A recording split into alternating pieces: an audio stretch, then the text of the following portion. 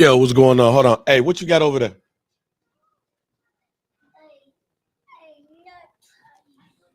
Gotta talk to the kids, Mike. Of course, that's how we do it always on Some Dude Pod. Gotta talk to the kids. It's not a complete episode of Some Dude Pod if we don't have a parent moment. Yeah, it's not. Yeah, especially Right. with these ragamuffins, man. Hey, Some Dude Pod, we are back after mental health break. JR Bang, Mike B. Make sure you follow us everywhere at Some Dude Pod. Go ahead and get that merch. You see Mike got that. Everybody can't be in your top 10. Also, make sure that you watch us on digital, Twitch, YouTube, also Barber's Chair, Twitter, and YouTube as well. And man, mental health check. Mike was good. Hold on. Am I? I think I'm frozen. Oh, you froze. Hold on. Let me come back. Hold on.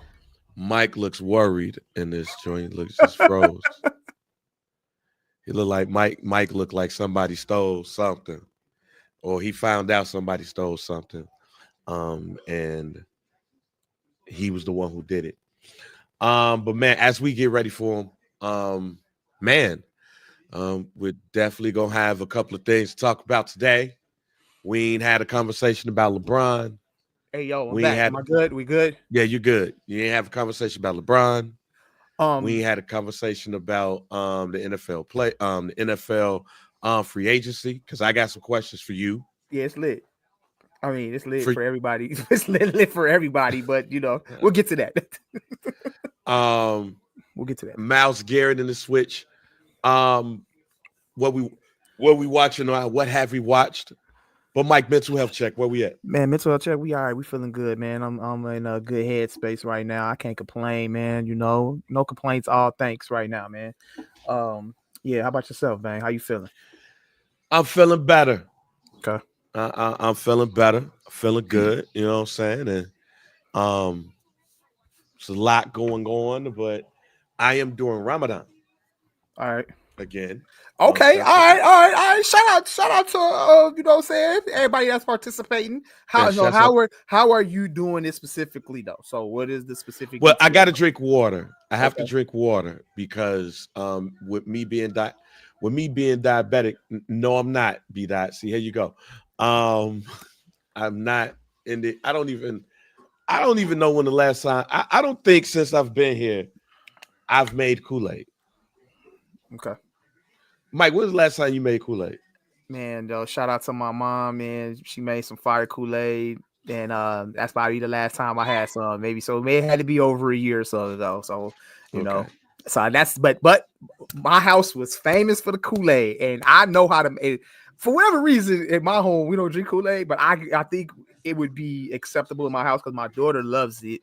But my daughter, she's so funny. But anyway, if I drunk Kool-Aid, I would make it and it would be great. But I don't know. I'm gonna ask my wife, like, you know what? We're gonna take, because we got a lot of other drinks in our refrigerator. Like my daughter has her own Simply Lemonade, like her own. It's her specifically.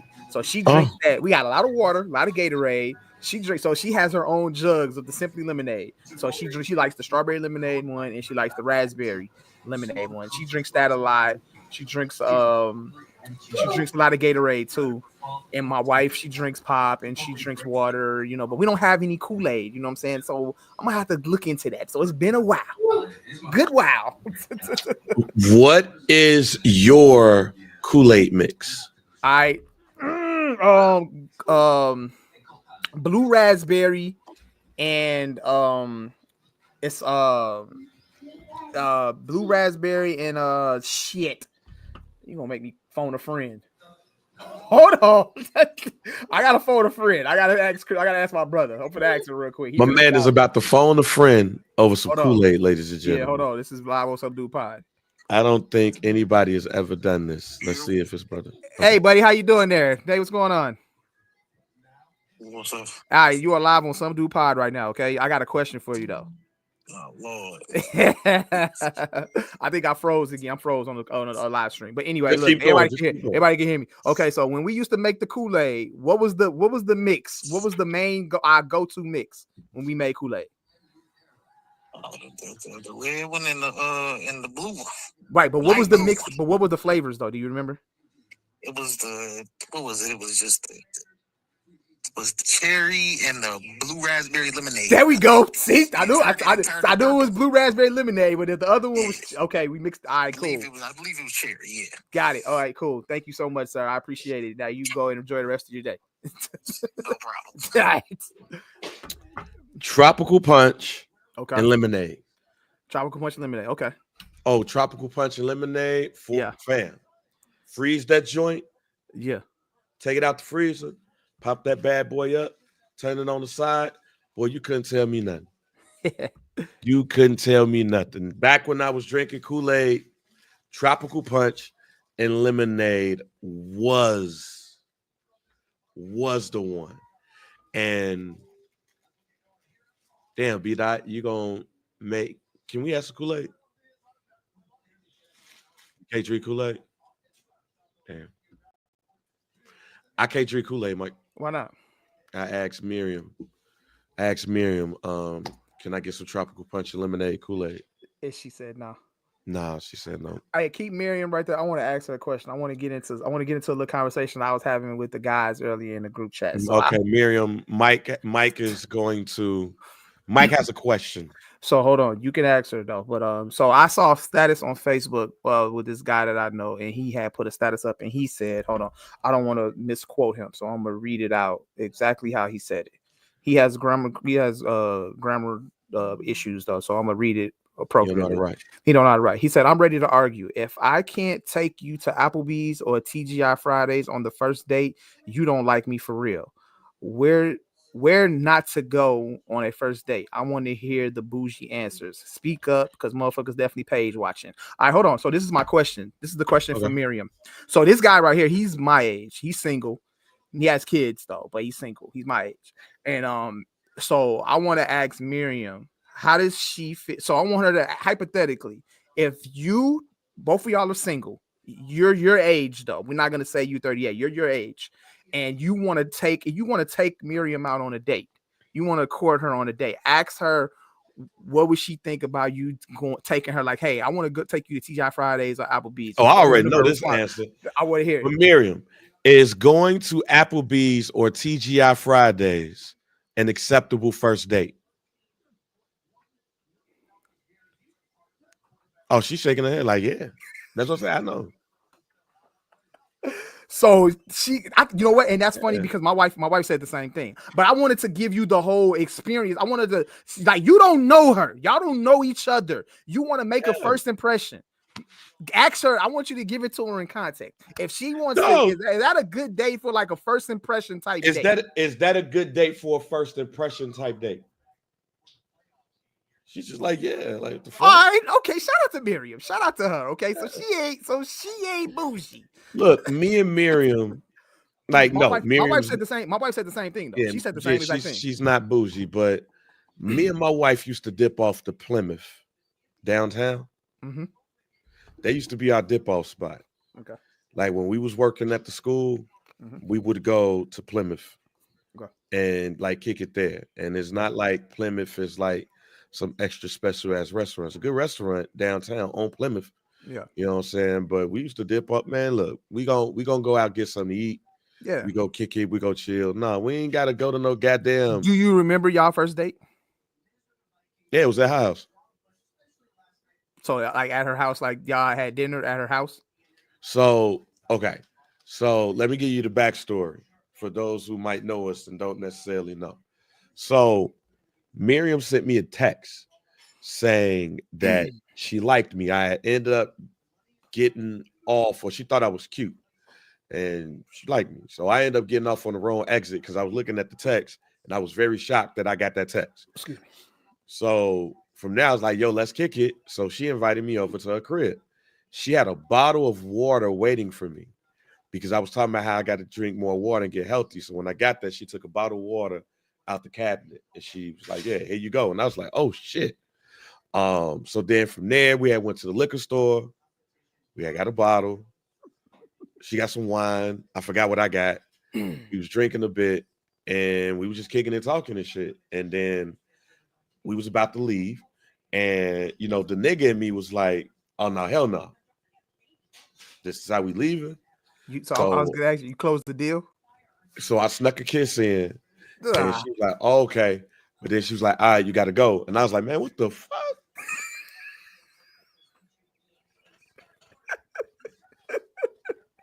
So you did close the deal? No. That was a drive home that I was like, okay, this is different. It's different. That is absolutely great. I don't even remember me and my wife's first date.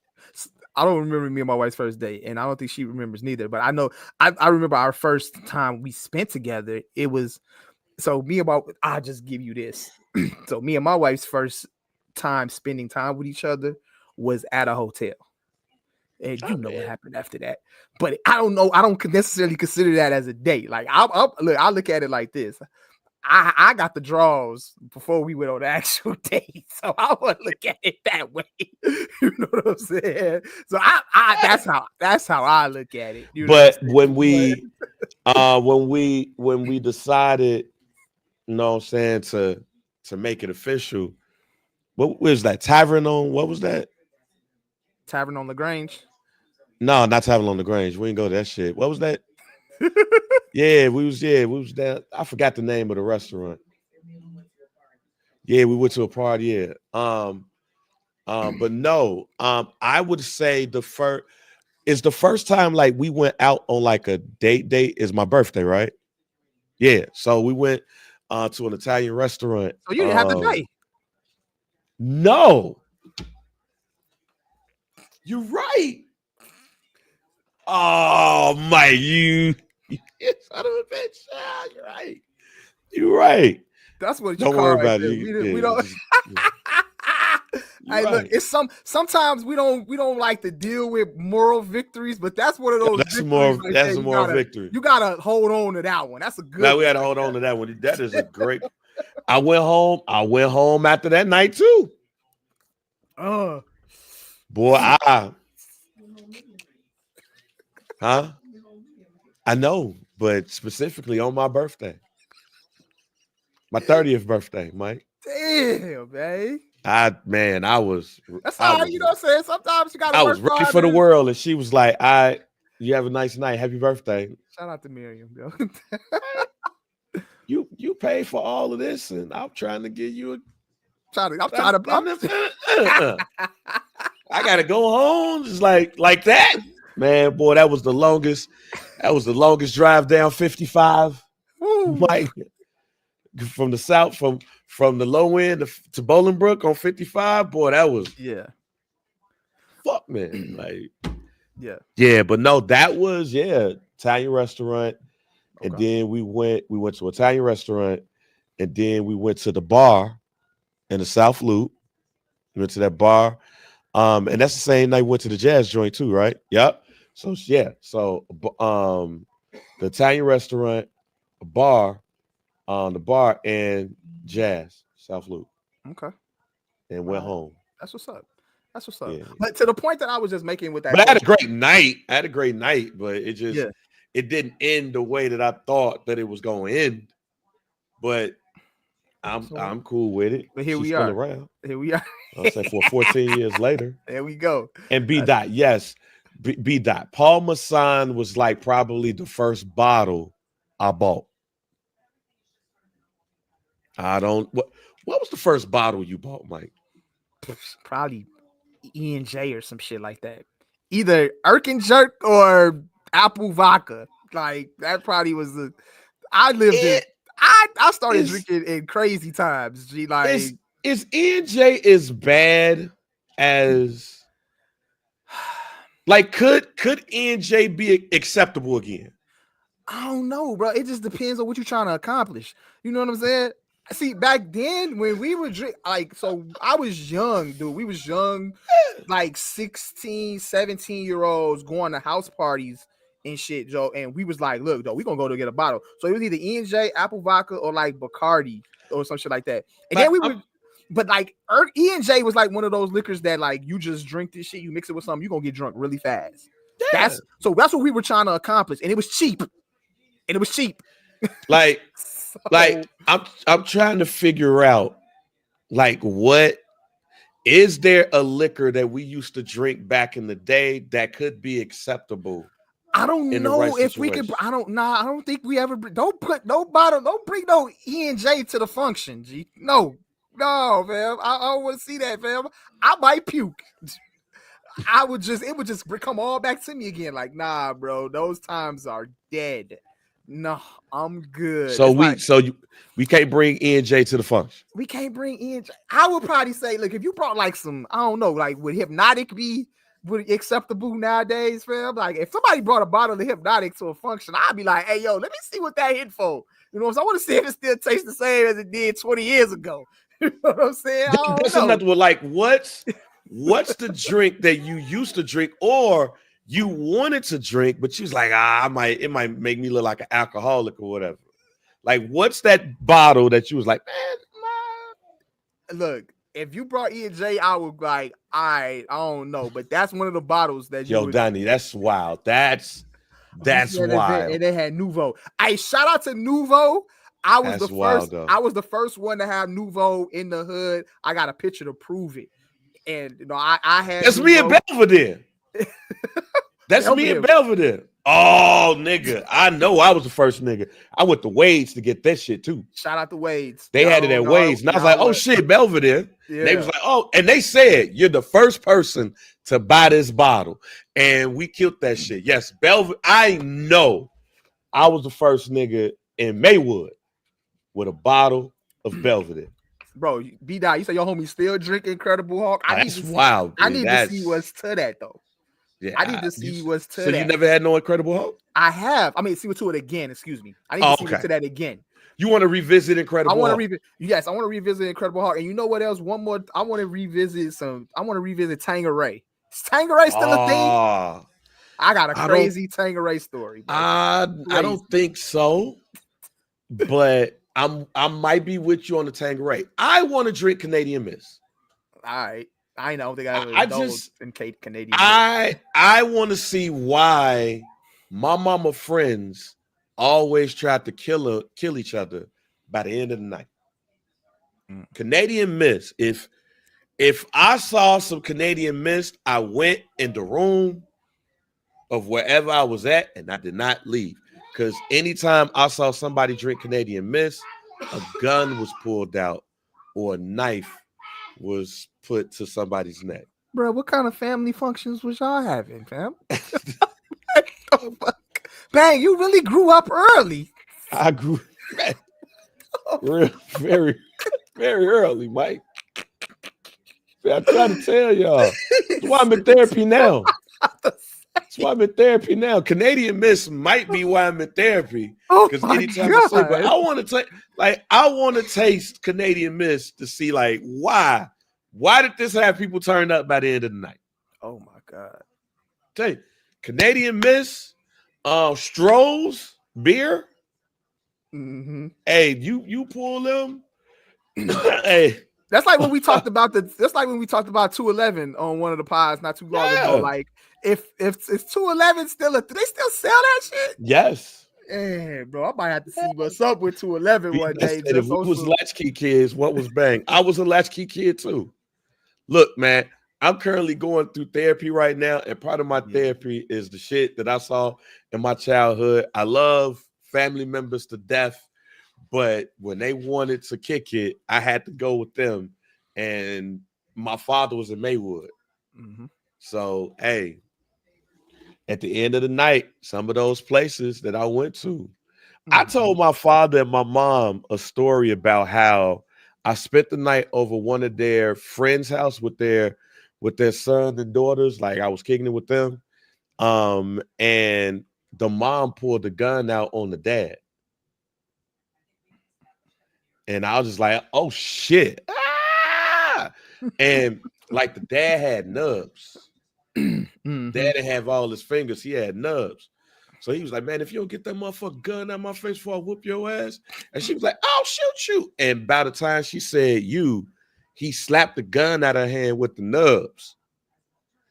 Oh, my God. And smacked the shit out of her ass. smacked the shit out of that fat. It was like he just had these two fingers on that right hand with the nubs, and he just like bow. Can't knock the gun out of her hand, and it ain't go off, so she ain't know what to use that shit. Yeah. And I was just like, yo, after that, I was like, man, y'all ready to play the game? Yeah, like, didn't shit happen. Y'all ready to play? Funny time. Y'all ready to play the video game? But yeah, Canadian Mist. Mm-hmm. I want to taste Canadian Mist to see what. Yeah. We at the point of where we tell our yeah. Hey, Mike. Okay, this. Thank you, B. Dot. Podcast just took a turn before we talk about LeBron James. We love our parents, but have your parents ever took you to somebody else's house where you was like where you got me at, right? Or did you have responsible parents?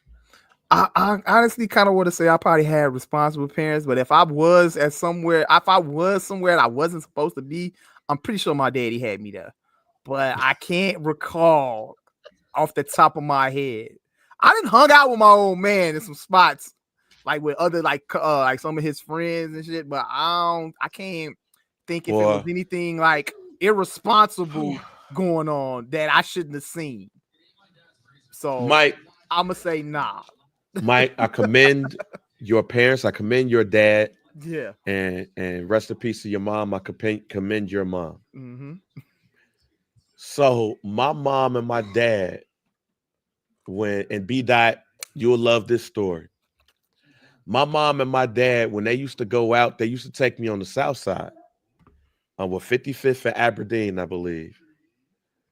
My grandmother, may she rest in peace, she had a friend named Geechee. Now, Geechee stayed in contact with my mom and my dad after my grandmother died. Fam, I'm 5-6 years old. My folks send me over his house. They take me over his house to kick it. Now, Geechee was an old nigga. I also think that Geechee might have had like some health issues because Geechee used to have bottles of Milwaukee Best, and he used to spit phlegm in them bitches. So you would walk around, it'd be like cans of old Milwaukee. It's like phlegm in them bitches. And he'd be like, yeah, Lee, go ahead and watch TV. Watch whatever you want, young blood. And the floor model TV didn't work. So, but the small TV on top did. So whether if it's like a Bulls game or a Cubs game or some random shit, they'll take me over there on Friday and pick me up in the morning. And I had them like don't remember them Tiger Electronics games? Yeah, I'll just be sitting in the dark. Like as soon as they leave, Geechee closed the door. So either I got my Tiger Electronics game or I'm watching TV on the small TV on top of the floor model TV, and Geechee done went to sleep. Yeah. My mother had a friend. I won't say her name because maybe somebody might, but anytime my mom and I would go over there, like the bullshit would happen, and that's where the Canadian Mist pop out. Canadian Mist and Strohs. And so she had a daughter. So when you say I grew up fast, booyah, right? So you already know too young. Love you. But by the end of the night, a fight will break out between her and her old man. Yeah. And one night I opened the door and she had a knife to this nigga neck. And my mom was like, don't do this around my son. And she was like, Dee, fuck this nigga. I'm about to kill him. And oh shit. Call my daddy now. That nigga slapped that knife out of her hand. And I ain't seen the nigga turn up so much on a woman. Boy. My mom was like, yo, I'm calling my husband. I'm about to go. those are the two cribs that I know either it was some wild or it was some wild shit going on. I wanted to come to Maywood with my cousins, Mike. How come I can't go spend the night over Vincent and Otis' crib? Well, I can't be a normal child. Why I can't be a normal child? So when you be on the pod saying, yo, Bang grew up fast, oh man. This is real. I mean it, dog. Y'all have not heard the things that me and Bang have talked about and grew up Bang fast. Look, man, the fact that you was 5 or 6 years old and you remember that, well, obviously I would remember a story like that too. But yes, Bang, I'm very, very concerned, but I'm also happy that you do see a therapist. And you know what I'm saying? I appreciate that therapist. My therapist, shouts out to Rhonda, my therapist told me in one session, I am so surprised that you didn't grow up and do the wrong shit.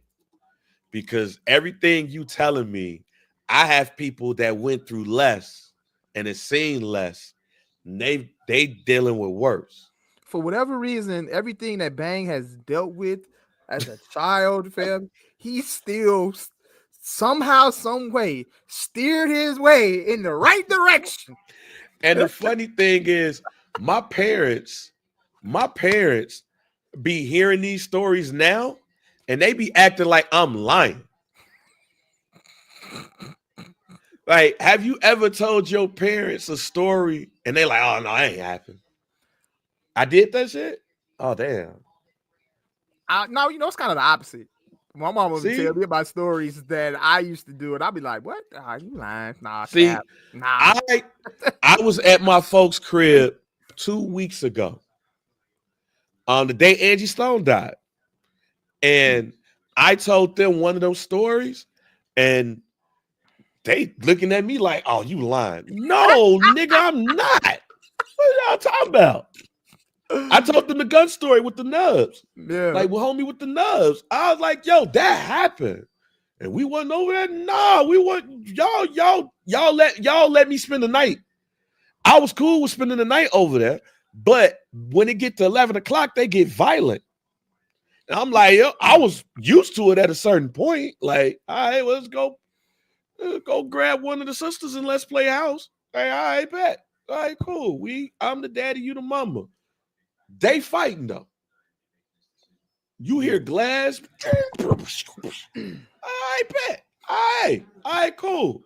Hey, if this is the distraction I need, we good. Mm-hmm. But that didn't happen a lot over there. The cocaine use did though, but because they used to dap. Yeah. Look, dog. Look, man. Look, man. Hey, man. Yeah, hey, man. Hey, man. We listen, but we don't judge. All right. Yeah. If you ever ask me, like, have you ever seen somebody do a line? Oh shit! I was 6 years old. Yeah. I saw his hair. A heron at 7 or 6.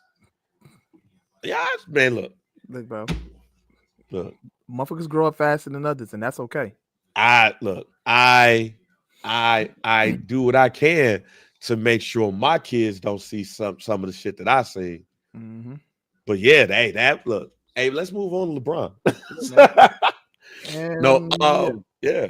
But yeah, if y'all listen to this episode, for everybody who's listening to this episode, I can't be the only person that got stories like this. Yeah. And you know what's crazy? If Vincent, shouts out to Vincent, my cousin who listens to this pod, if he hears this, I guarantee you he gonna be like, nigga.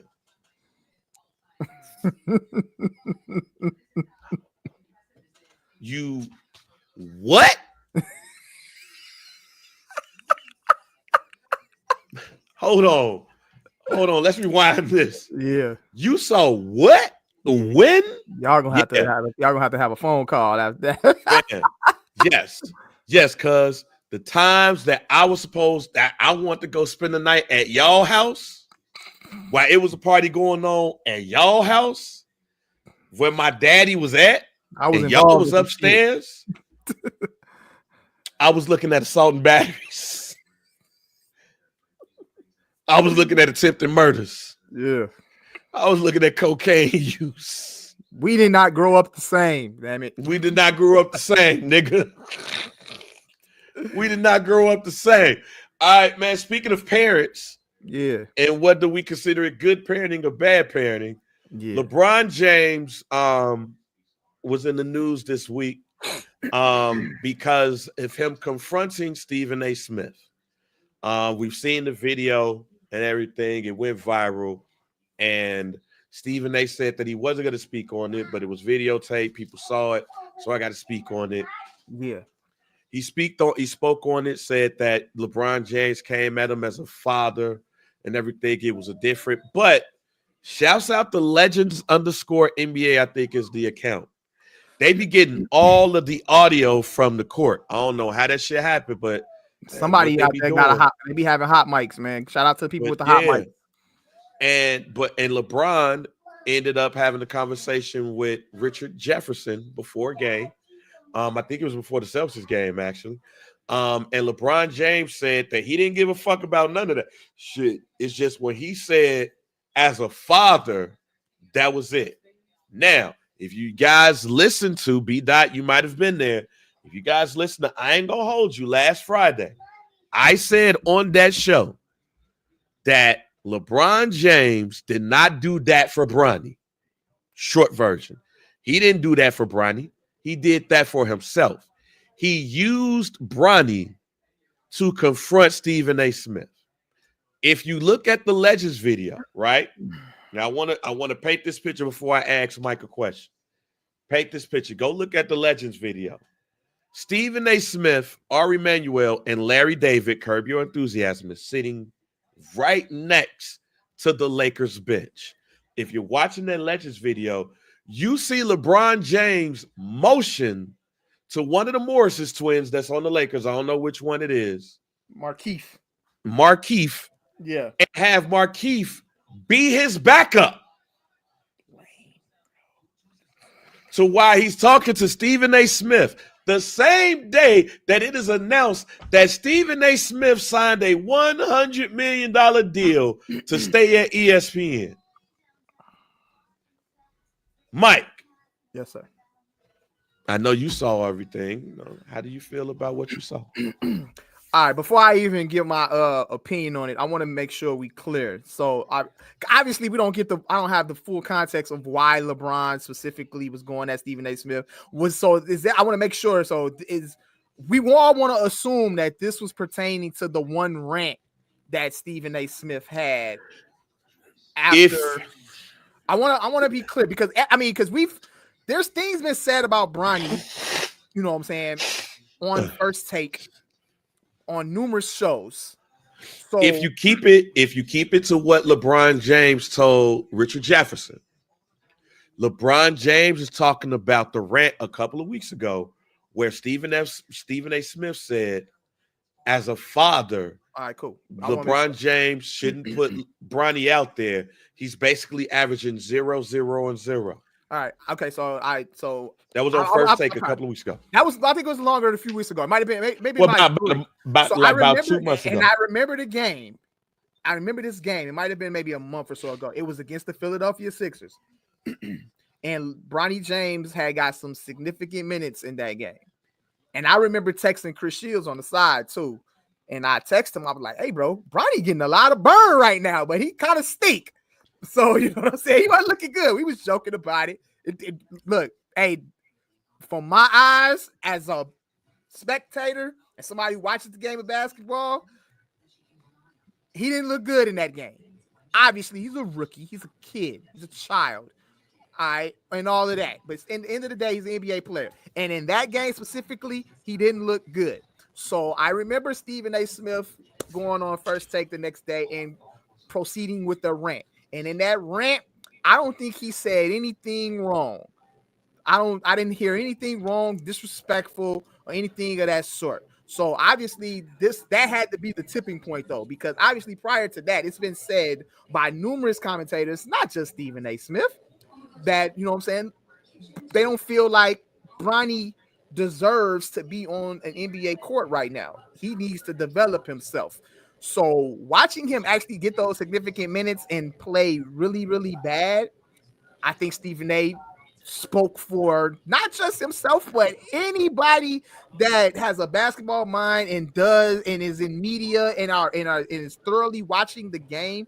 They know, like, dude don't belong out there. So Stephen A went on his rant, and I don't think he said anything wrong. Now, fast forward to here we are now. LeBron James finds his moment to finally confront Stephen A. Smith because there he is. So I'm pretty sure LeBron James has been sitting on these thoughts, and that was his moment to do it in the middle of the game too, which is crazy. So, in my opinion, though, I felt like LeBron James was wrong. I get it though. I understand his headspace, but I don't feel like that's the way to go about it.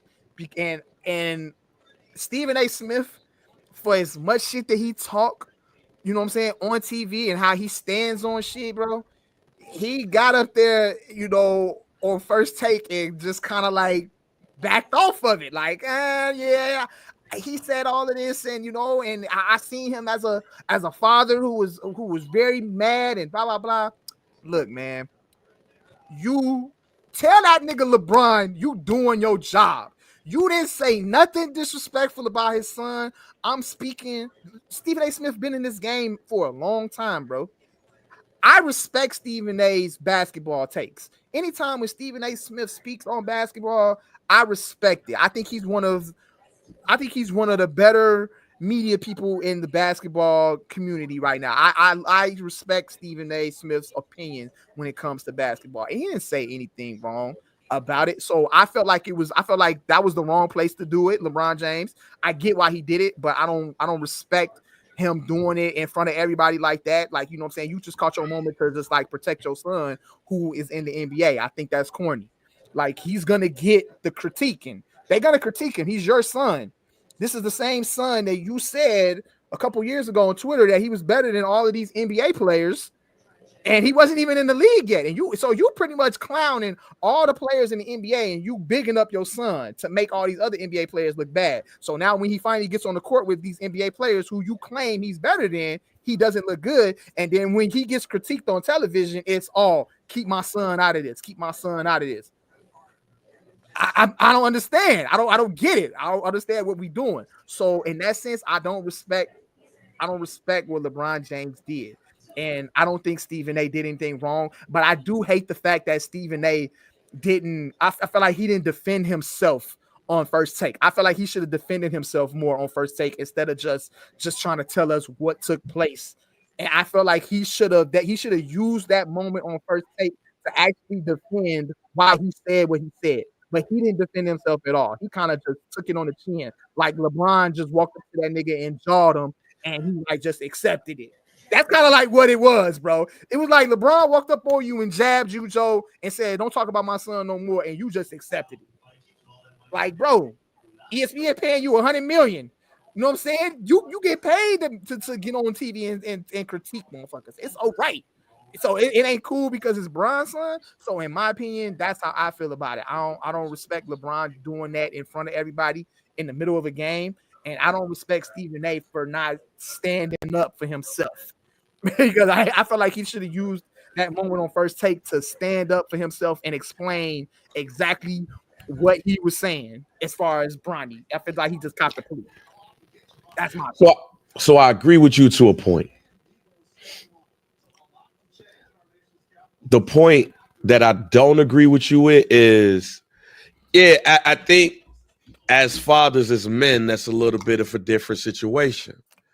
So because if that's what you believe going in, all right, man, even though Bronny grown, this is an issue probably between me and LeBron. I'm going to keep that low. I'll cop the plea. Boom, boom, boom. But that's if you're going off of what you heard LeBron tell you, because who confronts somebody during a game? Yeah. Not during halftime, nigga. It was the third quarter. Yeah. But that's why I kind of wanted to figure out, like, is it just because of that, or is it something else he said off camera? Go ahead. And that's when you hear LeBron James and Richard Jefferson, when you watch that video and you hear LeBron James say, I don't give a fuck about the other shit, it's when he said, as a father, no, fuck that. It proved the point that I said on I Ain't Gonna Hold You on Friday. That had nothing to do with Bronny. It had everything to do with LeBron James not fucking with Stephen A. Smith. Now, could him calling out his job as a father be that? Yes. But you told Stephen A. Smith, leave my son out of it. He did. What you should have said was, don't challenge me as a father. I know what's best for my son. You didn't say that. You said, leave my son out of it. Your son is a 20-year-old NBA player. He's never going to be out of it. But if you want to be mad at Stephen A. Smith for questioning your acumen as a father and what you're doing for him, that's cool. You didn't say that, though. And you pretty much confirmed it to Richard Jefferson. You tried to cover your mouth, but them legend niggas, they get the audio. That's where my issue is. And that's what my issue was when I said it on Friday. And when that video came out, it confirmed what I had thought, that this had nothing to do with Bronny. This had everything to do with LeBron James feeling like he got questioned as a dad. Okay. Don't use Bronny to fight your battle. And that's what I feel like LeBron James did. Maybe he slipped and didn't say what he really wanted to say, but I can only go by what you said. And you said, leave my son out of this. I don't care. Fuck that. Leave my son out of it. Stephen A. Smith has not shitted on Bronny James. He has not given Bronny James the Kwame Brown treatment. And if I was Stephen A. Smith, I would be very upset. And now I would use my platform to burn your ass. And that's what he did on the Stephen A. Smith show after he saw the Legends thing and was like, oh, basically, oh, you said it was this shit, but it's this shit. You on bullshit. Okay. And my issue is more than just confronting somebody at a game during the game. That was right there the whole fucking time. Because for anybody that could say anything of if Stephen A. Smith really was scared or afraid of LeBron James and all that shit, the Lakers, he wouldn't have sat next to the Lakers. He was sitting next to the Lakers bench. If he was oh man, oh shit, we about a bench. Man, no, that motherfucker. I've been shitting on that motherfucker, LeBron. Yeah. Word, yeah, I've been shitting on his ass. I shit on about the Bronny situation, and you know the continuous greatest of all time conversations that they had. You know what I'm saying? And then we had that damn conversation about the face of the league, and I know he was talking shit about me, talking about some people doing morning TV. I do morning TV. Man, he be on my heels. Hey, can we move somewhere else? No, that nigga was like, oh, these the seats? All right, man, sit down right here. LeBron James was the one that was agitated the whole time. He hooping. Oh, there goes Stephen A. Let me burn off some steam real quick. Let me third quarter come around. Now hey, Markeith, come with me. Just stay right there. Why did Markeith needs to be? Why did Markeith need to be added to the equation? Like why did you have to tell Markeith, hey, come over here, just in case he tries something? Yeah. Who the fuck gonna try something with LeBron James at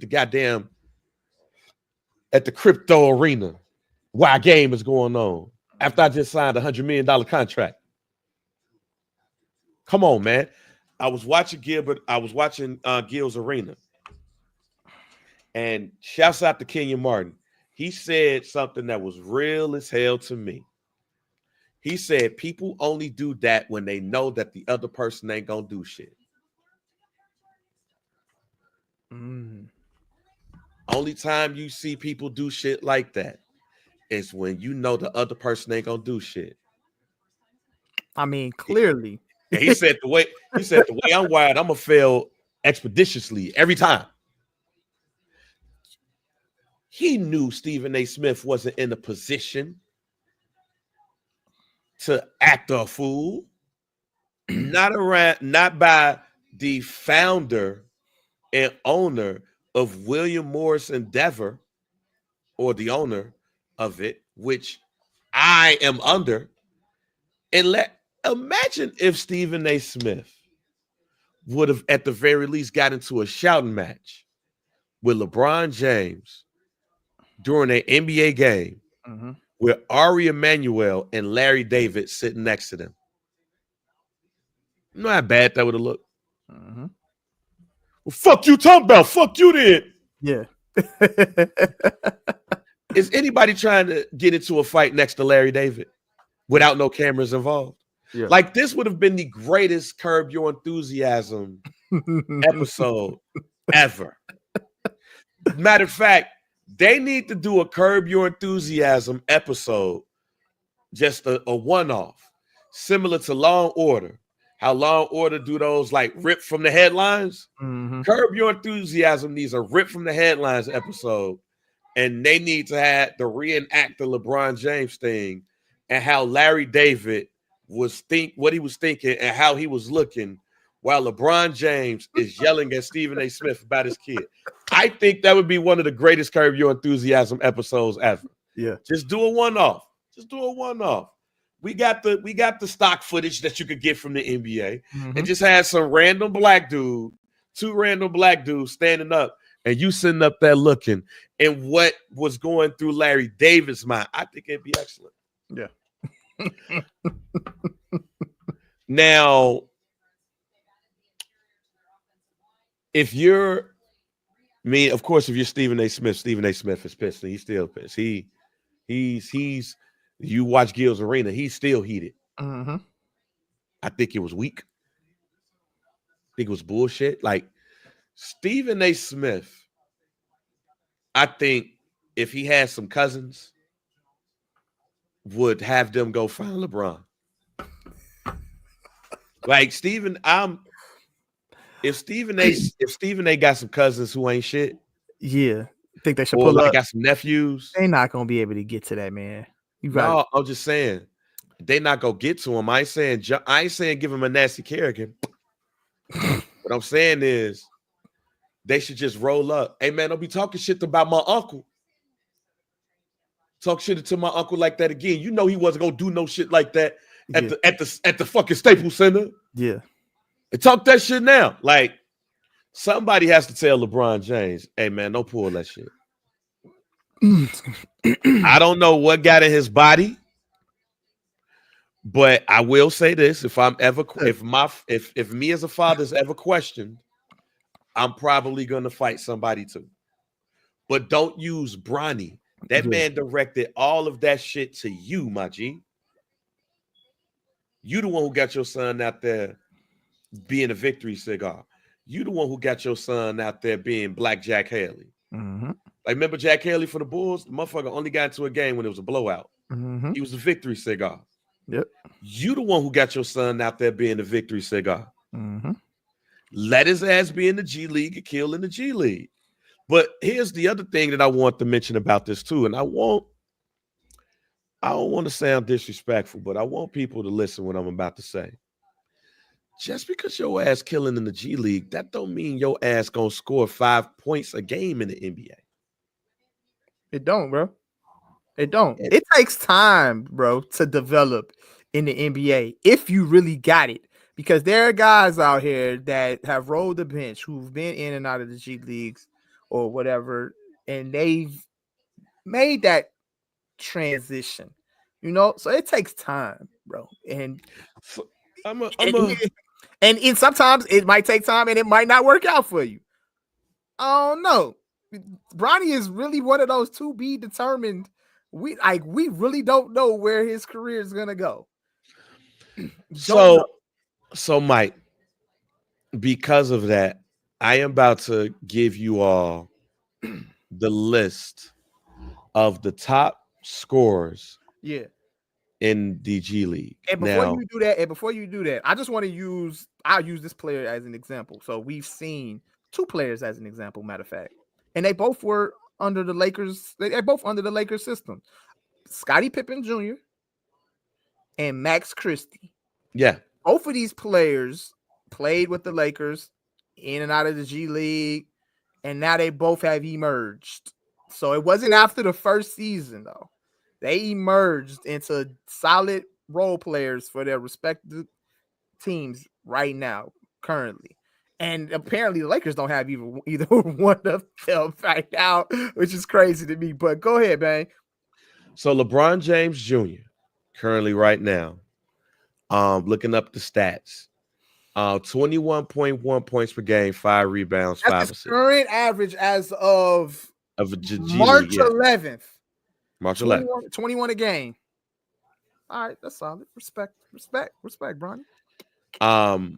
Brandon Williams is the G League leading scorer at 28.5. Okay. Followed by Bryce McGowan's. Do they have the age of these guys? Do you have the age? Can you look at the age of these guys? You can't see it. If you can't know it, well, Brandon Williams is 25 years old. Okay. Overall, he's averaging 28.5 a game. Bryce McGowan's 22. He's averaging 27.5 a game. JD Davison, 22, is averaging 26.5 points per game. Mm-hmm. Josh Christopher, 23, 26.4 a game. Mm-hmm. And the greatest basketball player of all time, the GOAT, TJ Warren, is averaging 25 a game. He's 31 years old. That is your top 5 leading scorers in the G League right now. Bronny James, like traditional splits, they got it set up differently, but they had like traditional splits, 26 minutes, 13 a game. But what they have right here for his points, they got Bronny James, 21 a game. Mm-hmm. Now, what I'm tired of seeing is, oh man, Bronny killing in the G League. He definitely could be a star in the NBA. Yeah. Okay. That shit does not transcend, but go ahead. Does that mean that Brandon Williams, Bryce McGowan's, JD Davison, and Josh Christopher is going to be a star in the NBA? No. You know who was a star in the NBA and was the greatest player in bubble history? TJ Warren. TJ Warren. Shout out TJ Warren, still out here getting it. I respect it, bro. He's still out here getting it in the G League, bro. Trying to, he needs to be on a roster, low key. Like, he should be on somebody's roster. I don't understand that, but go ahead. So I'm legit tired of people just saying because he's killing in the G League. Hey man, he got something. Boy, how? Yeah. Just because you talented in the G League, that doesn't necessarily transcend to the big show. You know, it don't. We need to push that break right now, because this just shows me how much people just be talking and don't be thinking. Because that will also mean that players like Lester Quinones, mm-hmm. Jalen Pickett, Jules Bernard, they should all be stars too. Uh-huh. I am not shitting on Bronny. In fact, I too are one of, oh shit, they just talked about him being a billionaire too. They just talked about, shouts out to your aunt, Laura just posted up that Junior Bridgman just passed away announced that passed away from the Milwaukee Bucks. For those who don't know about Junior Bridgman, just look up his story. Former 6-man who parlayed the money that he had in his NBA career and became a billionaire. Apparently, like they just did a story on him. They just did a story about him being a billionaire. Yeah. But he died after a medical emergency. Oh wow. So wow. Um, prayers and condolences. Like they just did an article about that man being a billionaire.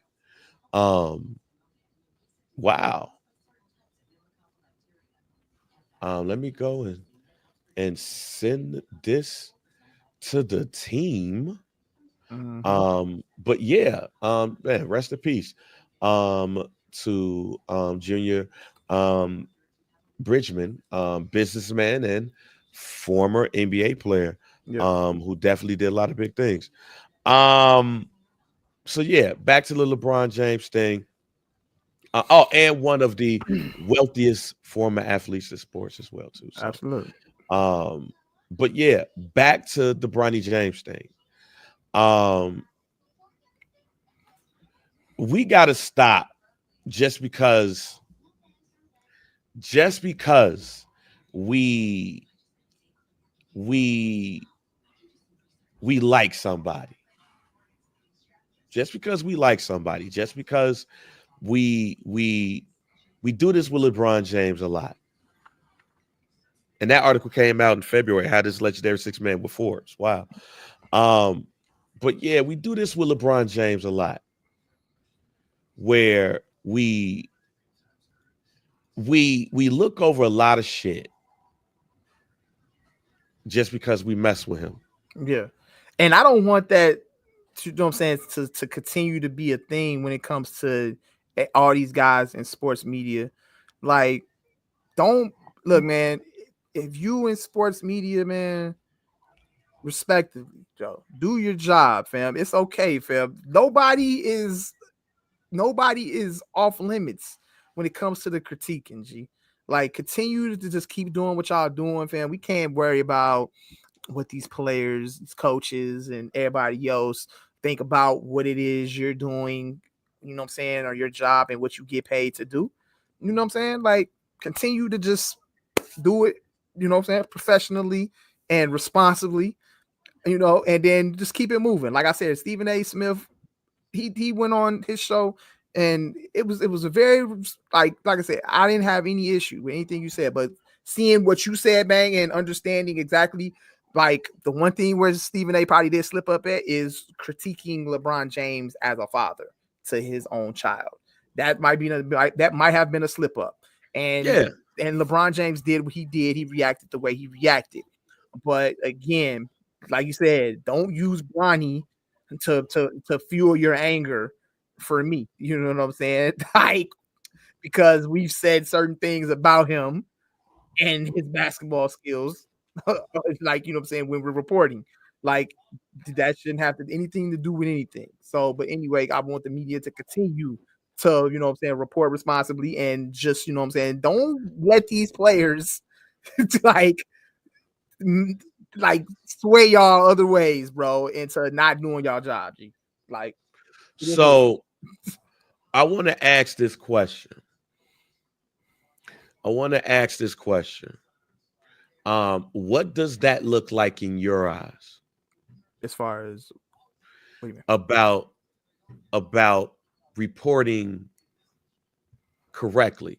Like, one of the reasons why I want to ask this question, because one, in the jobs that we in, but also I think that,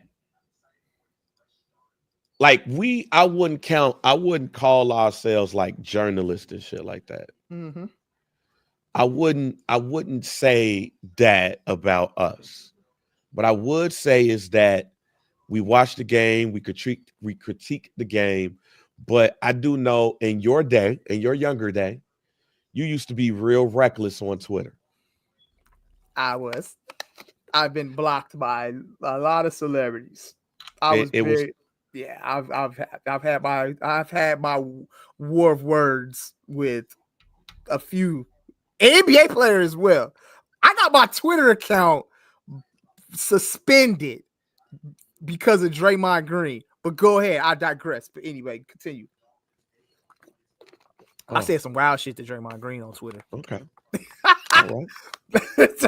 I said some wild. I was Twitter fingers before Meek Mill. God damn it. Shit. I was, yeah. But go ahead though. Okay. Even on platforms like this, like, do you believe that people, and this is not just about the LeBron James thing, this is also about the NBA, because people have come under fire about how they critique the game.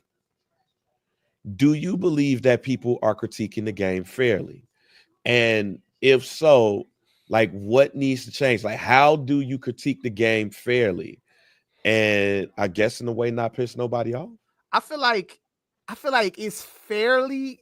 I feel like with media now, I think they critique it fairly, but I also see it critiqued lazy. I see lazy critiquing. Like, Now that I agree with. We not diving into certain shit that needs to be dived into, fam, when it comes to like reporting and shit like that. That's what I see. Like, I watch these sports shows, fam, and I just I get upset, bro, with the topics, and I get upset with how long like the conversation lasts with certain topics.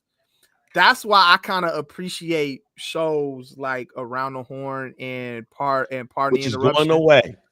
I appreciate those shows. I appreciate those shows so much because they're formatted to only stick with a certain subject for a certain amount of time, and then we move on and you move forward. But I feel like those are the best shows to watch. But when you got a round table of all of these certain, athletes, former athletes, and sports media people discussing topics and shit like that, I don't feel, it's lazy, and like they don't really dig into the shit that needs to be talked about, bro. And that's just where I see it. I would love to see a different type of reporting, as far as like not lazy reporting, but just getting more into it in depth. You know what I'm saying? So that's it, in my opinion. That's how I see it. Like, in a nutshell. How about you, man? What do you think? I think more analysts needs to come when it, instead of just like swinging from the hip. Yeah.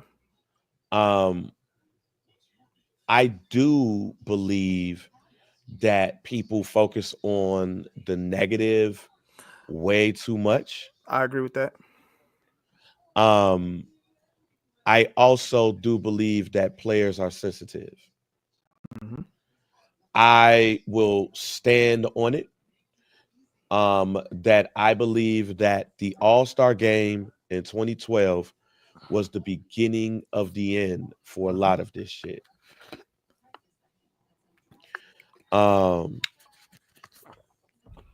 Because that is the game, the All-Star game, when LeBron James got cussed out. Got cussed out by Kobe and them about not taking that final shot. I think players just want to go out there and hoop and play, and they don't care about a lot of that other shit.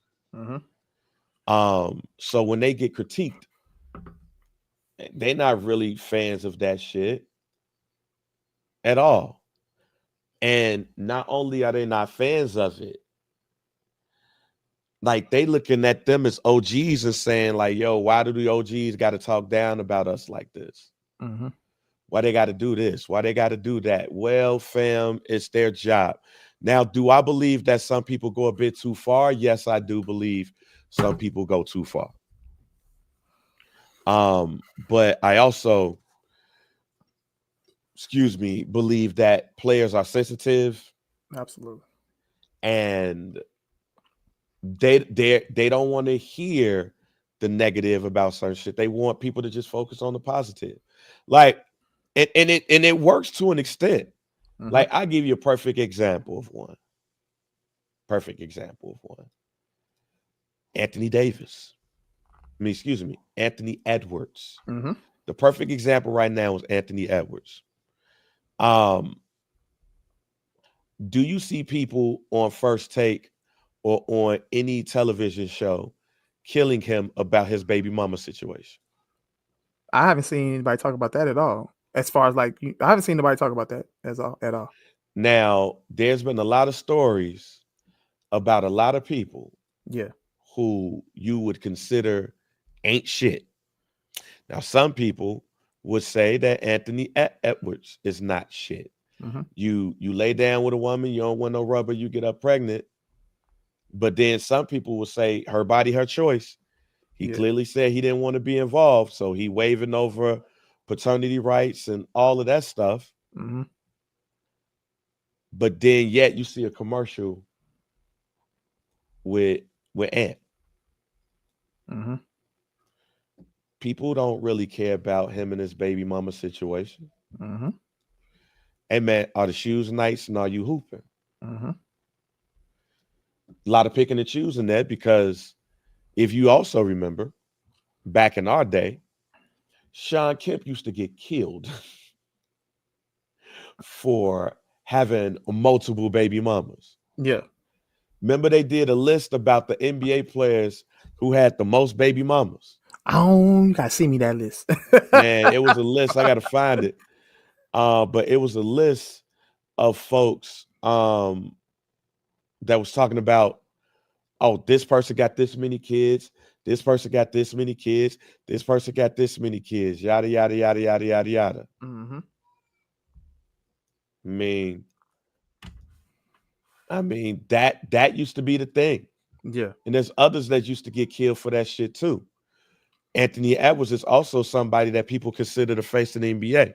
I think what media does nowadays though is that they'll steer away from like players' personal issues as long as it's not like illegal. Like it's like when it gets to like a legal situation or like they're under fire, you know what I'm saying, for doing something criminal, then that's when it'll get talked about. But I think, you know, saying the media, they won't indulge in anybody's personal life decisions as long as you haven't committed a crime, so to speak. That's kind of like what I see. And Mike, that's cool. Yeah. Like that is cool. But it's the picking and choosing. Right. I don't like. Mm-hmm. It's the picking and choosing that I don't like. And it's also picking and choosing when it comes to how you critique the game. Mm-hmm. We talked about this on I Ain't Gonna Hold You yesterday. And we was talking about MVP and how Shai Gilgeous-Alexander, or is Shai or Jokic, who's more deserving to win the MVP? Mm-hmm. And I said this year is Jokic, but Shai's gonna get that shit. That's interesting. You say that. That is Jokic this year. That's interesting. Oh, it's Jokic to me is having a better year. Okay. But Shai should have got it last year when he had the better year. Okay. And he didn't. So it's not gonna be I don't think it's a here nigga damn MVP award. Because that's what it's gonna be. That's what it's gonna be. Shai is deserving. It's gonna be a here nigga damn, but like you said, I was about to say, he deserves that shit. I personally think that Shai Gilgeous-Alexander is the MVP this year, even with the year that Jokic is having. I think he's. But why do you feel that way? I feel like he's the. I just really look at it as like it's a one-team race in the West. He got them clearly ahead to win the West, averaging 33 a game, shooting over 50% from the field. And while I agree with you on all of that, honestly, I don't see it any other way. I think Jokic can put up as many triple doubles as he wants. But wait a minute. What happened last year? With what? As far it was damn near the same shit last year. Yeah. That's my point. If you just look at them together, right, it's close, but I give a slight edge to Jokic. I don't think it's the wrong answer. It's no wrong answer though. If Jokic won the MVP, I wouldn't be mad at it. Like that would be wouldn't be mad at all. Look, it's drawing straws at this point. Right. But what I'm saying is that you can argue that Jokic is the MVP this year. He won that bitch last year. Shai should have got it. But let's look at all of the MVPs in the last. Let's look at all of the MVPs that in the last 5 years. What MVP might not look right? The last 5 NBA. So what is it? Is last year? The year before that was Embiid, correct? That's the here nigga damn MVP. Definitely the here nigga damn one because he cried. The here nigga damn MVP. He cried for that one. That bingo. Yeah. That's the here nigga damn MVP. The here nigga damn MVP is Joel Embiid. All right, man, stop bitching. Here's your MVP award. God damn. Oh shit, man. God damn. Tired of hearing you complain about this goddamn MVP award. Here, nigga, damn. Yeah. That's the here nigga damn MVP award. But instead of talking about the greatness of what's going on, we're typically hearing more and more about LeBron James. Mm-hmm. You're hearing more about the LeBron James, Stephen A. Smith shit. Yeah. Jokic is Luka is over there. Yeah. Steph. But you're not hearing often about the number 1 seeds. I want to hear more about Detroit. Absolutely. And what Detroit's got going on. I want to hear more about OKC. I want to hear more about Cleveland. I want to hear more about Detroit. And not that it's a blip. Not who you think going, because then they have a segment. Yeah. They have a segment about who's going to be the best number 1 seed, but then the next segment it'll be LeBron James and Luka about to beat OKC if they play in the playoffs. That's why I came in and I said it's lazy. I feel like that's just lazy. Those subject matters that just revolve around the same shit, that's lazy. You have to have somebody in the room, bro, to be able to come up with more topics, more things to touch on, bro, when y'all are on this television for 3 fucking hours and y'all spend 1 whole hour speaking on one thing. That shit is incredibly crazy to me. That's why I appreciate shows like Around the Horn, and I appreciate shows like Pardon the Interruption, because you'll never stay on a subject for too long. It just you got your 3 minutes to speak on this, and we gone. You know what I'm saying? So yes, we need to just eliminate the laziness when it comes to the journalism and the topics on these sport shows and. Right. Yeah. And again, it's not that they don't talk about it. Yeah. Because I've seen them talk about it. My issue is you talk about it, and then next thing you know, it's LeBron James is going to beat OKC. It's backhand complimenting purport. That's what it is. To me, it's backhand complimenting when it comes to some of these teams. Yep. We celebrate them because Brando. Oh, I just noticed Brando's right. They had a whole week of programming. They did. But it's the backhand comments around, okay, OKC, Cleveland, number 1 seeds, best teams in the NBA. But you don't hear them often say what'll happen if both of those match up. It's a blip.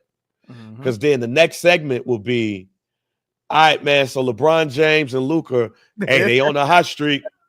So what would happen if they go up against OKC? You want to know what else? You want to know what else I'm tired of hearing about? I'm tired of hearing about where Kevin Durant is going to play next year. Who gives a fuck? He's 36 years old. Why do I care about where Kevin Durant is going to play basketball next year, fam? Kevin Durant has clearly showed that he ain't valuable anywhere he goes. It's been shown, bro. I won't go that far. I say he's not valuable, but he has done nothing to help a team advance anywhere. Okay, I don't want to hear about it no more, bro. I don't want Kevin Durant. Finding this video. Listen to me, bro. Hey, bro, look. You can pull my old clip up on Kevin Durant. I ain't got no problem with that, bro. I got an old clip of calling that man directly out of his name, fam. It is what it is, see. But Kevin Durant does not move the needle for nobody, dog. And I'm tired of hearing about it. Right? Okay. I think Kevin Durant and I'm gonna get to Brando's because that's where I was actually going, Brando. But Kevin Durant just like the hoop. Simple as that. I think Kevin Durant. If he likes the hoop, then stop being so sensitive about what other people talk about you, Kevin. I also think he's hella sensitive. Get off your burner account, G. But man, I think Kevin Durant like the hoop. I agree with that. If they win the title, KD like I bet. If we don't win the title, KD like I bet. Simple as that. And I think he's one of those players where we just got to be like, fuck it. It is what it is. This is what he wants to do. He's not like I gave this analogy after hearing Vince Carter. Vince Carter had better teams he could have went to chase a ring. He didn't go to those teams because he wasn't going to get no playing time. That's KD. I don't think KD is going to a team to win a ring. Because if that was the case, he would have took his ass right back to Golden State. I don't agree with that. I don't agree with that, man. I don't agree with that because you don't go to Phoenix to play with Devin Booker and then y'all bring in Bradley Beal. Like, I think that was the end of that shit, actually. You're trying to win something here, and you're trying to stack the deck to win, G. So I don't necessarily agree with that. And Kevin Durant also has been on record saying that offense wins championships. He said that on record, dog. So he thought that they was going to go to Phoenix and outscore every other team, G, and they thought they were going to win, bro. But he didn't. Mm-hmm. And instead of him saying, "Yo, let me go over here and try to win this ring," sir, that nigga said, they gutted the team to get him, but Kevin Durant and Booker were under the assumption that they were going to go out there and outscore everybody. And that didn't happen. And he had a chance to bounce. And that nigga said, "I don't feel like moving" during the season. Oh, man. He was gone, Mike. Yeah. The trade was completed. He don't want to. I think honestly, deep down inside, I don't think he really wants to go back there and play with Draymond. Mike. Them niggas was like, hey, they did the dummy and said, hey, let's see how he feels about this. Yeah. And that man said, I don't feel like moving in the middle of the season. Mike, that man don't want to win no title. But before that, what were they trying to do? They were trying to get Jimmy Butler on that team and not move Bradley. They were trying to get Jimmy Butler on that team and not involve Bradley Beal in it. But they knew in order to do it, they had to move KD. And KD said, and it wasn't nothing he could do. And KD said again, excuse me, oh man, I don't feel like moving. Either, because here's the two things, Mike. Either KD don't want to win no ring, or he just comfortable smoking weed and just chilling. Because you got to be high as hell to say, oh man, I just don't feel like moving to a better team in a better situation where you know all of the players. Right. But look, and you already won a ring with. Well, look though, they wasn't gonna have to give up a whole lot to get. Right. I agree with you on that. But see, this is where I hope this changes too. I want to see more trades like Luka and AD. I want to see more trades happen in that fashion. I don't want these niggas to know what we doing. I don't want to hear the rumors and the reports about, this player is emerging as a trade target to this team. I just want the shit to happen, fam. I feel like these players, they want to have influence on where they get moved to. And I don't feel like players, look, bro, the business is the business, G.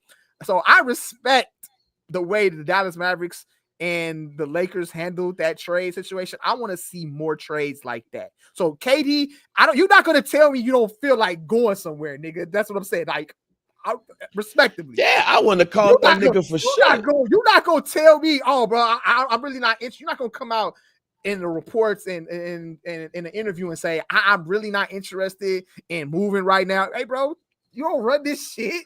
You know what I'm saying? We gonna move you wherever we gonna move you to, G. You know what I'm saying? Bruh. I want to see more trades like Luka and AD. I don't want to hear like De'Aaron Fox. Like the same thing with De'Aaron Fox. When De'Aaron Fox told them, Like, hey, you know what I'm saying? I prefer to go here, and I'm not playing with San Antonio. I mean, playing with you guys anymore because y'all fired Mike Brown.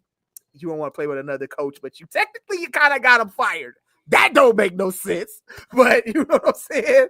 I don't want to hear anything about players being involved about where they going to get traded to. I just want that shit to happen. Like Jimmy Butler forcing his way out, bro. I would have traded that nigga to the fucking Charlotte Hornets, G.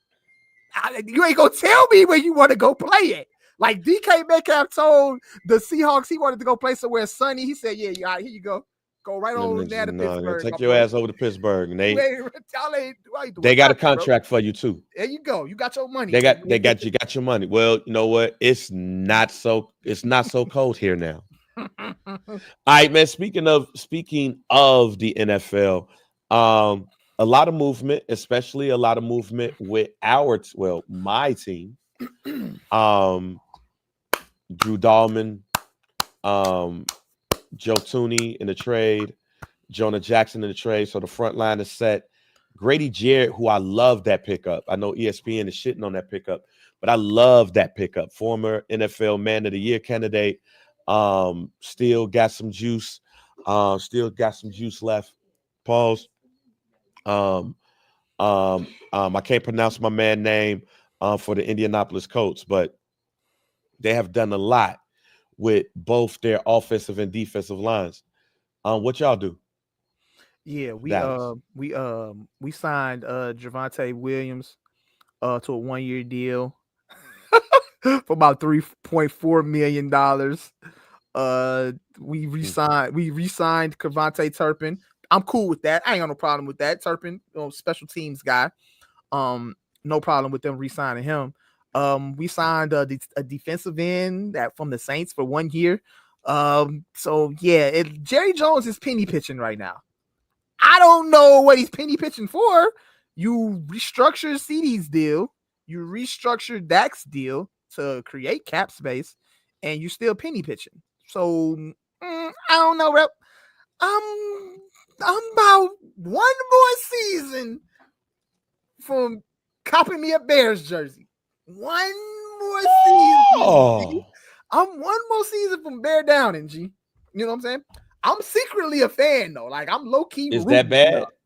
It's like, bro, like, I don't know, fam. I don't know.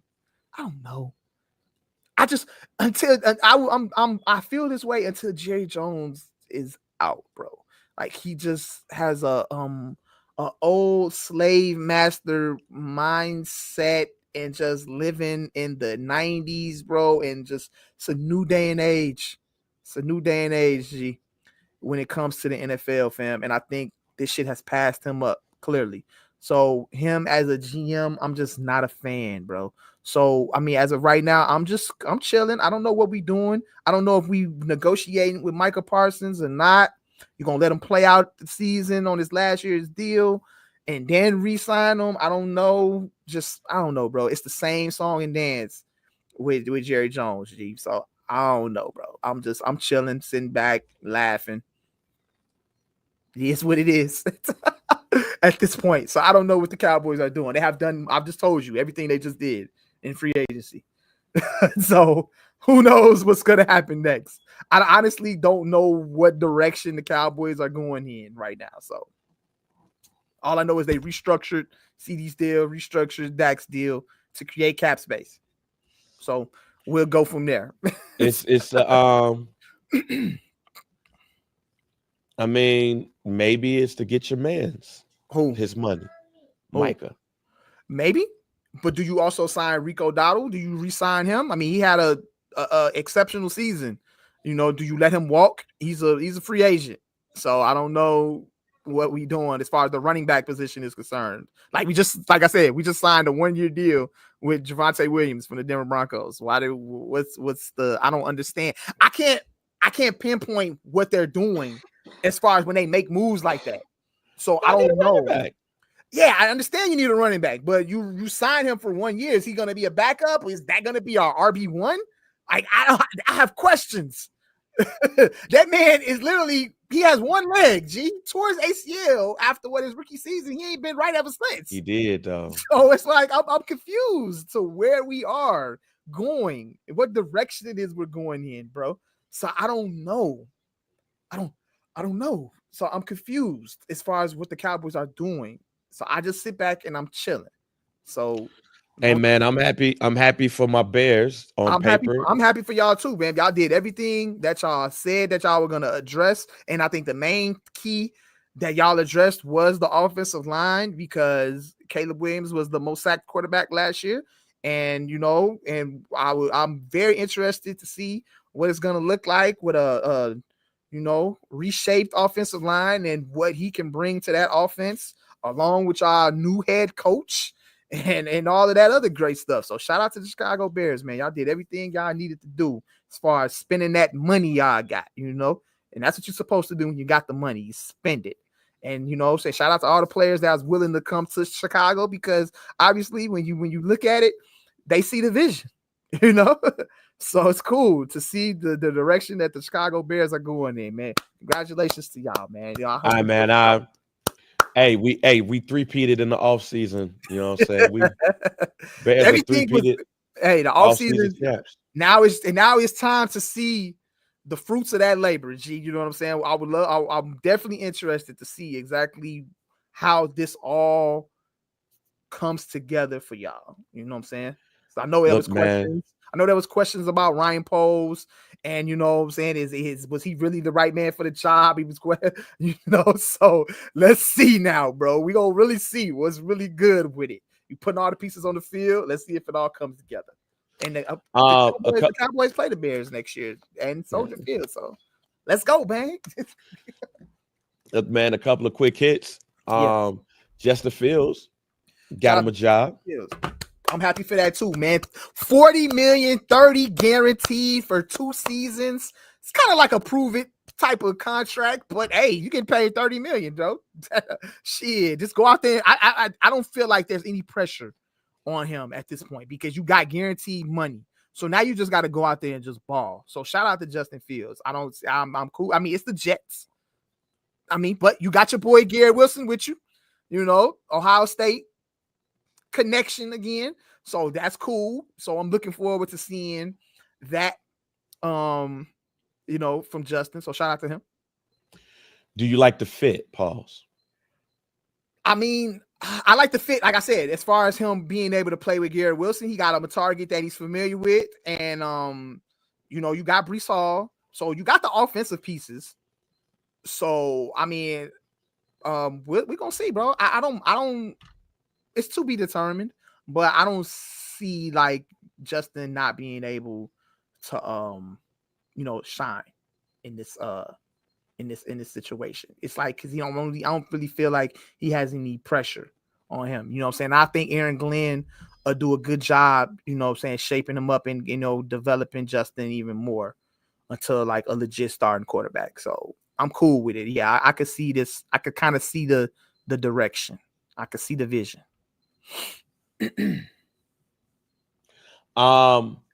Question for you. Yes, sir.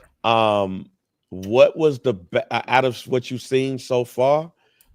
Is there a signing that you think like is going to work out? Like, who's the best signing or trade that may have happened so far?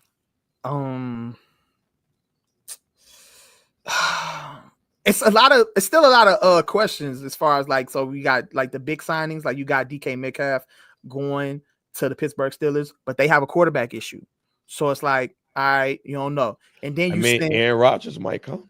Yeah, but so we don't know yet. Aaron Rodgers still connected to the Giants. So it's kind of like, I don't know yet. It's to be determined with that. You want to throw to Darius Slayton, or do you want to and Malik Neighbors, or you want to throw to George Pickens it just and depends. DJ Metcalf? Hey, either way, you might be straight. It might be straight, but I think you got questions with that one. It says I don't really see. And then you got Sam Darnold going to the Seahawks. Obviously, he did that for the money. I'm gonna say this though, I do not agree with Minnesota not re-signing him. I think Minnesota should have went all in and brought Sam Darnold back. Obviously, yeah, he choked off the last 2 games of the season, but at the end of the day, he got y'all there. He played exceptionally well throughout the season. So look, JJ McCarthy in 2035 is going to be the head coach of Nazareth Academy Fucking out there crazy, bro. in So LaGrange Park. I think the Minnesota Vikings did a disservice to Justin Jefferson, Jordan Addison, and TJ Hawkinson because they had a good connection with Sam Darnold, and I think you could have built off what y'all did last season. So I feel like Minnesota took the biggest L by letting Sam Darnold walk. So and then Sam Darnold obviously went to Seattle for the money because he ain't got nobody to throw it to but Najabi Smith, how you say his name? That's all he got over there. So Sam Darnold just gonna go over there balling, but he getting $100 million. So shout out to him. Hey, Aaron Rodgers could do the best thing ever. Go to the Vikings. That would be the craziest shit I've ever seen, bro. Literally following the footsteps of the person he took over for. That would be hilarious. It's almost like a rite of passage, fam. That would be hilarious. Myles Garrett, how do you feel about Myles Garrett saying, "Yo, I want out"? Hey, bro. What? Money talks, bullshit walks. G, like that is the most cliche quote ever, but it is what it is. That shit is facts. That nigga said, "Y'all gonna give me how much money?" All right, cool. Never mind. It's all good. I'll stay here. Hey, man. But that's the thing, though. But see, I respect GMs for standing on business. Like, dude said he wanted to get traded, and I saw an interview with the GM's like, "No, we not plan on moving him no time soon. He not going nowhere. He with us." So, to show you how much we appreciate you, there you go. You want money? Take his bread. Take his money. So there you go. So shout out to Myles Garrett. Yeah. I ain't tripping off Myles Garrett doing that. In fact, I applaud him. I applaud him. I'm sorry. This is one of those situations where it's like, hey man, you can't get exactly what you want, but go ahead and get that paper, fam. I don't blame that man one bit. And then plus here's another reason. And if Brando is still up in here, Brando could tell me what defensive end was ever bitched about not getting a ring. Charles Haley got 7 of them bitches, and they don't talk about him. Yeah. So that's a good way. Not only do Charles Haley got 7 of them, he left Dallas, went to San Francisco, and got another ring.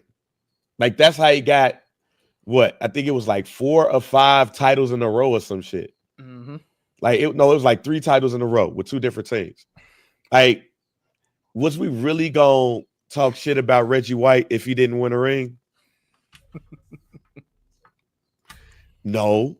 I mean, I understand you wanting to win one. I feel you. Get your ring. I'm with you. Yeah. But ain't nobody tripping. If he not getting no ring, he's still gonna be a Hall of Famer. He's still gonna be one of the greatest defensive ends of all time. Mm-hmm. And nobody was gonna be like, man, that goddamn Myles Garrett, he didn't make it. He was number 1 pick, and he didn't get no ring. He's a bust. Mm-hmm. No, that man going to Canton. I was wondering if he was gonna retire. Because he's one of those players that, like, do he really want to play football? Mm-hmm. Do he really need it? Last couple of things, because we haven't really talked about this. What we watching? Have you watched Paradise, Mike? Yeah, bang. I got to catch up on my shows, G. So tell me everything I need to be watching right now. I know I need to watch Paradise. I know I need to be watching, what's the one on Apple TV that everybody been talking about? Severance. Yeah. Hey, Scott can tell you about Severance. I can't tell you shit. I finished the first season, and I'm confused as fuck. See, I respect that opinion because if you tell me you're confused, then I'm probably gonna be confused too. But I don't know. But I've been hearing about that. I haven't gotten to Paradise yet though. What season are they in with that? Paradise is only season 1, 8 episodes. It's a great television show. One of the best I've seen in quite some time. Mike, okay. You know how I am about my shows. You know how I am about white people shows. Mm-hmm. Like I love my Caucasian cinema. Mm-hmm. Are you kissing that show? Yeah. I don't get it. I mean, I get it, but I don't get it. Like every time I watch the show, I'm just like, okay, are they talking about work-life balance or what? Because I'm confused. Yeah. But I don't know. It's weird though. Okay. And yeah, you can have at it. You can take a stab at it. I finished the first season. I'm still confused. And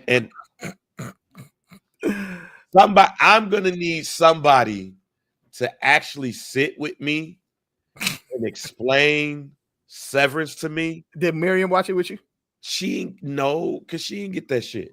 Okay. We were sitting there confused. Like, what the hell's going on?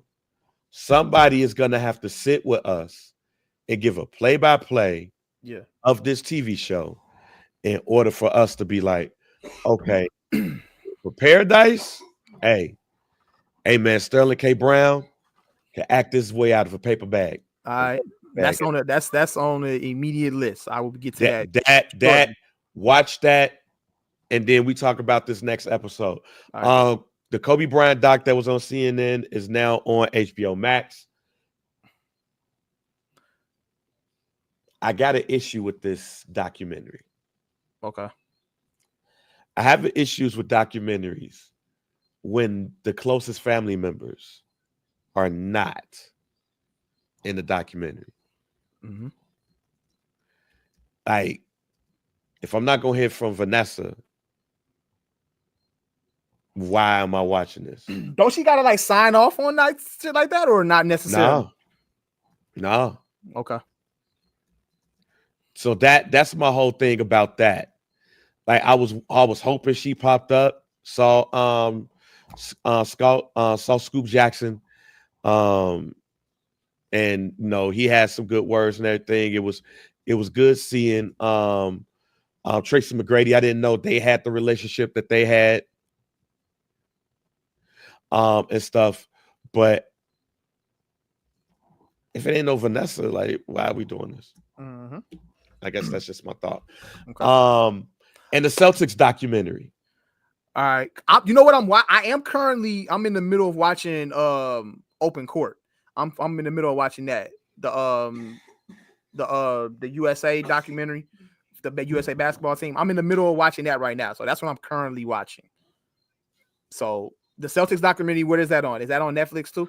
That's on HBO Max. Okay, I'll get to that. Both. It's funny because I watched the Kobe doc and then I watched the Boston Celtics doc, and then I went back to the Kobe doc, and I felt like that was wrong. But it also felt like, you know what it really felt like though? Going on HBO Max and watching a Celtics documentary and a Kobe documentary, it feels like the writing's on the wall and it's going to be the Celtics versus Lakers in the NBA Finals.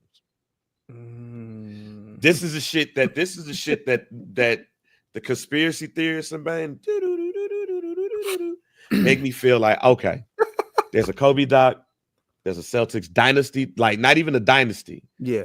History of the Celtics doc.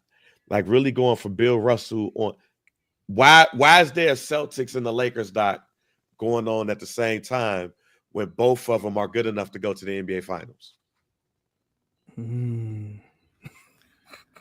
So is the ghost of David Stern, did he just pop up and be like, hey, no, we about to get back to this shit, Adam Silver? I think so. Sort of feeling. Okay, we'll see. And I said Open Court, I mean Court of Gold. That's the name of it. Yeah, Court of Gold. On Netflix. I'm watching that right now, so that's pretty good. If you get what I'm saying, hey man, KD just like the hoop. Yeah. That nigga cried after winning the gold medal, fam. Like, yo, for my country. A question though, why don't the women have a documentary on their Olympic run? I feel like we sexist. Yeah, that's kind of crazy to me, bro. The women, like, what are they on, like a 55, 56 game win streak in the Olympics or some shit like that? I think so, but it's because we're sexist. Yeah, that ain't right, bro. We need to Netflix. We need a documentary on the USA women's Olympic team. Cause yeah, that shit ain't right, bro. You know what I'm saying? When I'm right, I'm right. All right. We need to get them women a documentary because they deserve one. All right. So not to, you know what I'm saying, slight the men. Because shout out to the men. The documentary so far on episode 3 is pretty good. But I would love to see you know what I'm saying, a story about the women's Olympic team, you know what I'm saying, because they were on a hell of a run. If that is not in production already, I could be wrong. So I don't know yet. I would think that, you know, if they were out there recording and filming the men, you'd be out there filming the women as well. So we'll see. I could be wrong. I might be speaking it into existence. We'll see. Well, look, I'm with you. We ain't see it though. But you know, So hey, I'm kind of with you on this one. We ain't see it though. We don't know what's going on. I just think folks sexist. They should have been had a documentary on these women. But y'all don't really like women's basketball though, so you know.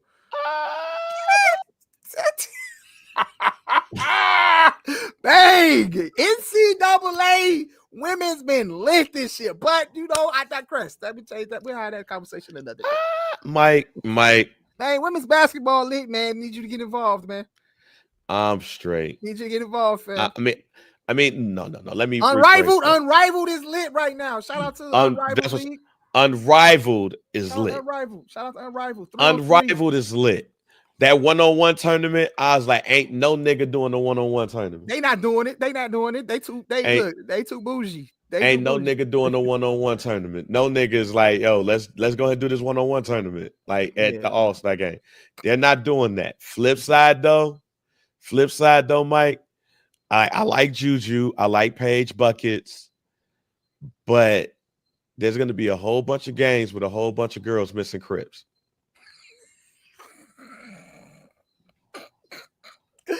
Hey, we gotta accept the women's game for what it is and not critique it like that. You know what I'm saying? You have to like, yeah.